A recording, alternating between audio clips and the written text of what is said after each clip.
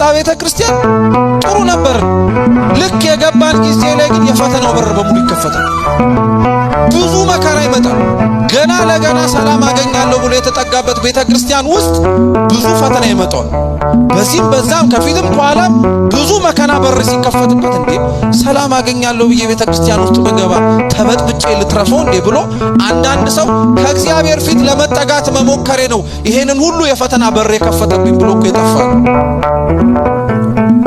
ልጸልይ በመጣ እኮ ነው፣ ላስቀድስ በመጣ እኮ ነው የሆነ ነገር አይቼ ይሄንን መዘዝ ደግሞ ያየው መኖር እንዴት ብሎ እግዚአብሔርስ ይሆናል ብሎ እያንዳንዶቻችን ከማስቀደስ ኪዳን ከመቆም ማህሌቱን ከማድረስ ሰርክ ጉባኤ ከመማር ንስሐ ከመግባት ቅዱስ ቁርባን ከመቀበል የተከለከሉ። ሰይጣን እኮ በነገራችን ላይ እኛን ከክርስቲያናዊ ሕይወት ለማራቅ ሩቅ ነገር የሚሄድ እንዳይመስላችሁ። ለሱ እኛን በኃጢአት መጣል በጣም ቀላል፣ ብዙ ዓመት የነበረው ልምድ ስላለ ማለት ነው። ትልቁ የሰይጣን ድሉ እኛን ኃጢአት ውስጥ መቅዘፍ አይደለም ይላል ቅዱስ ዮሐንስ ዘሰዋስው። የሰይጣን ትልቁ ድሉ ሰውን ክርስቲያንን ኃጢአት ማሰራት ሳይሆን በሰራው ኃጢአት ተመልሶ መቆም እንደማይችል አምኖ ተስፋ ማስቆረጥ ነው። አብዛኞቻችን እኮ ተስፋ አስቆርጦ ነው።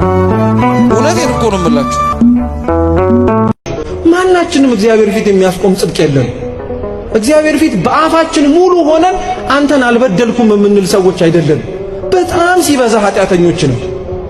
በጣም ሲበዛ ለሰራነው ኃጢአት ግን ቸርነቱ እንደ በደላችን ስላልሆነ ነው።